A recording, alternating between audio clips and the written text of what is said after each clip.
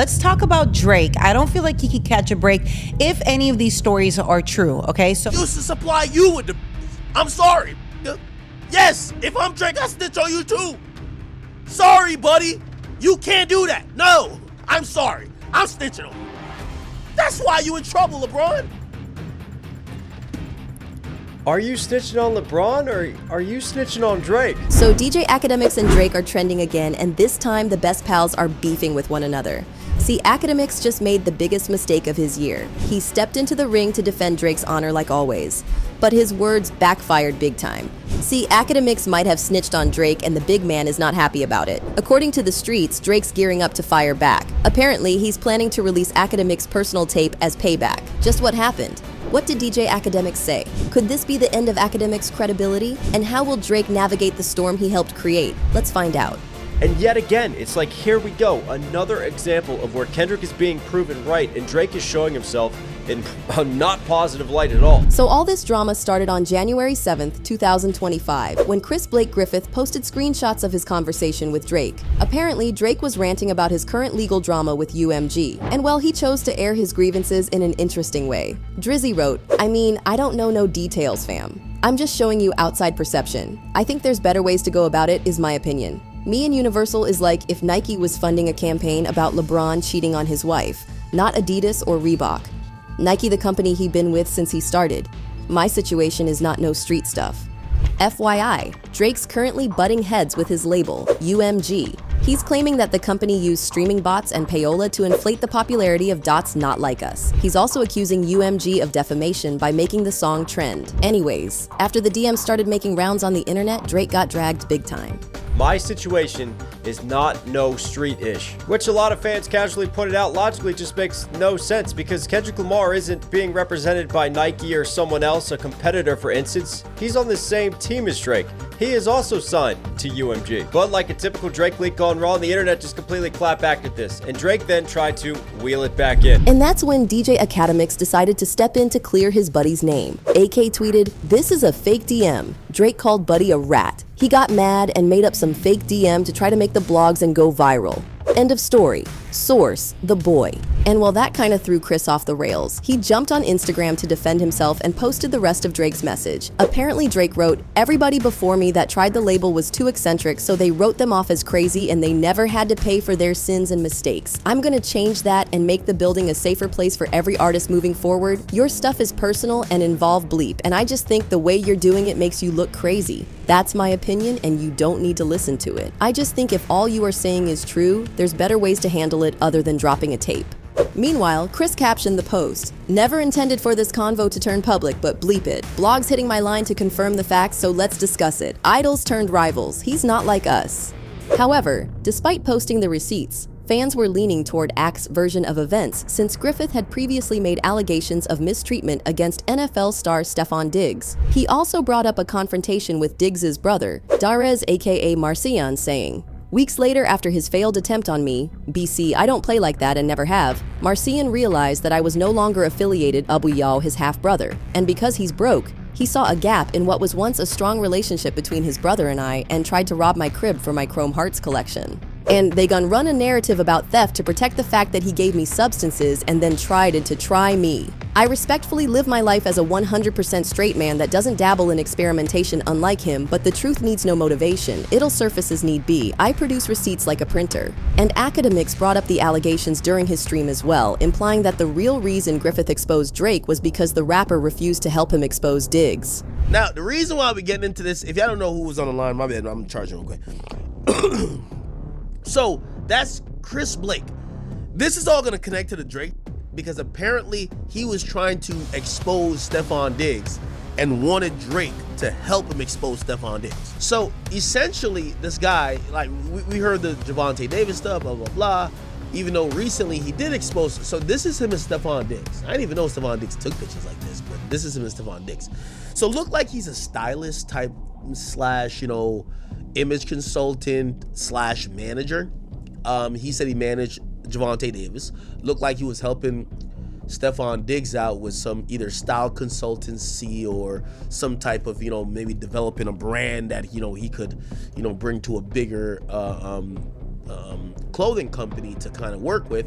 We see pictures of him with Stefon Diggs here, right? Him and Stefon here. Looked like they were close too. And as we go up, and by the way, if we go to Twitter, actually, so if we go to Twitter, we could see the video that he was talking about.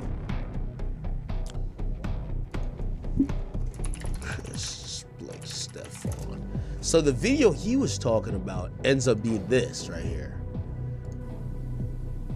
Right?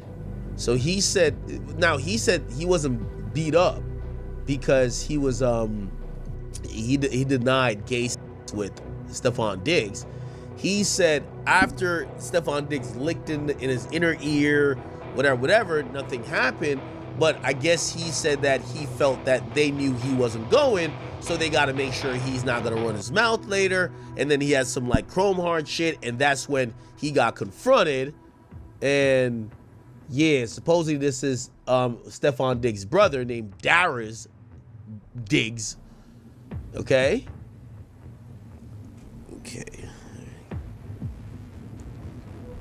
And they basically jumped, okay? They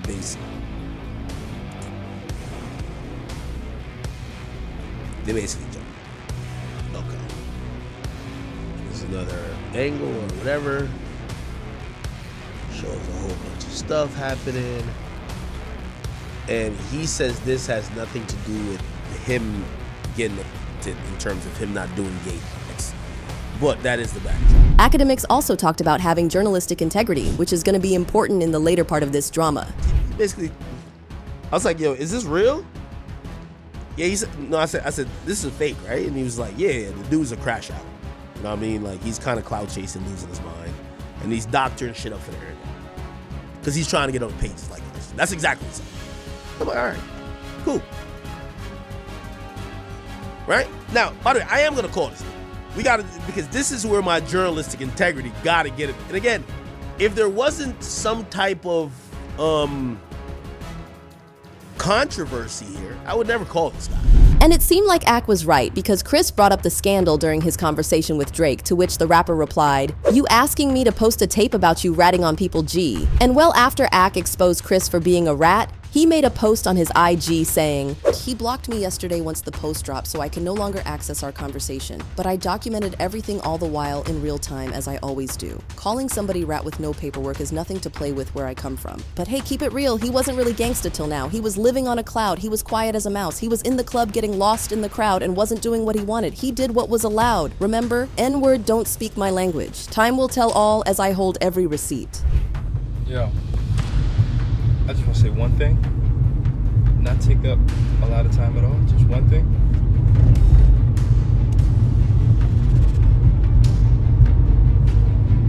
Why would I do some shit like this for no reason? Unfortunately, Chris didn't win over fans with that story. Everyone was convinced that he leaked his conversation with Drake for attention. One person commented, "N-word, desperate for attention." Meanwhile, another person commented, "Chris is way too messy. Have to stay away from people like this. All they do is try and drag you into their mess." However, Ak being Ak managed to turn the tables for himself all on his own. So, during one of the streams, Ak decided to give his 2 cents about Drake dragging LeBron into the mess, and, well, Ak didn't have any sympathies for the athlete. In fact, he said that LeBron didn't deserve any decency from Drake, especially after he had aligned himself with Dot. And that's only the tip of the iceberg. Akademiks blasted LeBron for betraying Drake, saying that he had no place to pull that move since LeBron had been hitting the streets of Canada for crazy parties involving women for years. Apparently, Drake helped LeBron step out on his wife whenever he was in town. Newsflash for LeBron. Yo, LeBron, I talked to enough in Canada. I've talked to enough people. Maybe Drake will keep teasing it. Let me just tell you what I've heard. Yo, LeBron, you and Drake used to go on 2-mans, okay? You've been cheating on your goddamn wife. Drake used to facilitate the and basically, essentially, you can't dance to a song about him being a he used to supply you with I'm sorry, man. Akademiks also said that LeBron brought this upon himself by picking Dot's side. Yes, if I'm Drake, I snitch on you too. Sorry, buddy. You can't do that. No. You've been living a lie, and everybody been thinking you're this perfect guy, but when you come to Canada, I know some of the when you come to Canada, you know you come to certain places, I'm supplying you with the white women you love. You don't even like black chicks. White women. I'm the guy. So when I bring the tings, and I'm hooking you up, when Kendrick drops a song saying certified lover boy, certified, you're the first one to say, whoa, me and Drake done did some two-mans. He ain't never bring no bitch girl. What the fuck is you talking about? Or how about you shut the fuck up and don't dance, don't crip walk, don't do nothing, and how about you go win some championships? I'm sorry, I'm snitching on you. That's why you in trouble, LeBron. You can't dance to a song about me being a when we went on two-mans. That's why you're getting dissed on these random songs. There's like five tings in Toronto ready to shout your business up now, bro. Like LeBron, nobody told you if you're secretly cheating on your wife, stay out the way. And don't dance at your man who been helping you cheat, calling him a Get out the way, LeBron! What are you doing? Well, to be fair, Akademiks was right about LeBron picking sides during the beef. He was spotted at Dot's Juneteenth concert along with his wife, Savannah.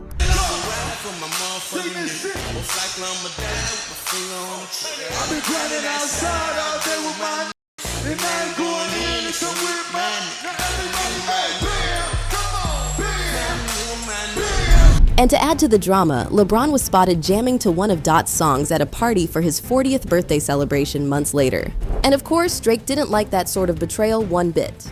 According to an insider report, Drake believes LeBron betrayed him after going on stage with Kendrick Lamar and bumping his hit song, Not Like Us, that was aimed at humiliating him. And so Drake responded by unfollowing LeBron on IG. So Drake unfollows LeBron on Instagram. This is something that I find to be very soft. And it's also something that does not surprise me when it comes to Drake, because we all know he's a good artist, but he's also very petty. Because right before the Olympics, he posted everybody who was playing and that was signed with Nike that he rocked with, but he did not post the face of Nike, which is LeBron James. I found that to be very interesting and petty then, but I kept it to myself. And I'm also trying to figure out, how do you have a beef with somebody and you have a tattoo of them on your damn arm? Make it make sense. Now we all are going to assume, and I'm going to assume, that this is stemming from the fact that LeBron was at the Kendrick Lamar concert and he was kicking it to the song Not Like Us. Now who the hell doesn't like the song Not Like Us?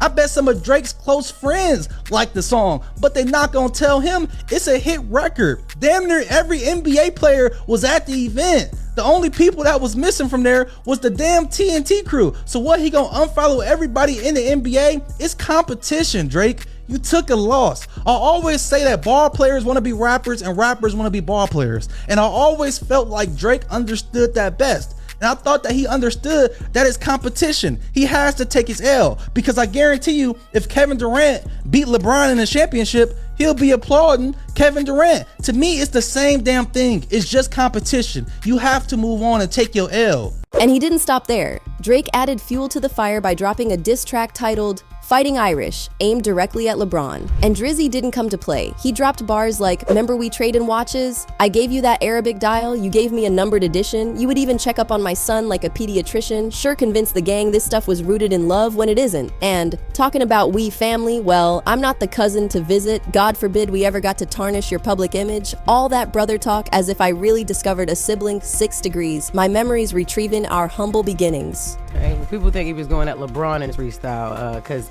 he mentioned his brother receiving tickets and giving into gimmicks. So we all know LeBron went to the Juneteenth pop out, and I remember it was rumored that Drake was so mad at LeBron being at the pop out, you know, that he unfollowed him on IG. And then he makes reference to a Arabic dial, that's a Rolex, and the watch. A watch Drake says he traded with somebody. Now, his photos of LeBron with this watch on throughout the years, so people are just putting 2 and 2 together. You know, the fans, they speculate and they come up with stuff, and they think that he's talking about LeBron watch. But this is also something crazy. It's also a part of the freestyle where Drake hints at tarnishing somebody's public image. Let's listen.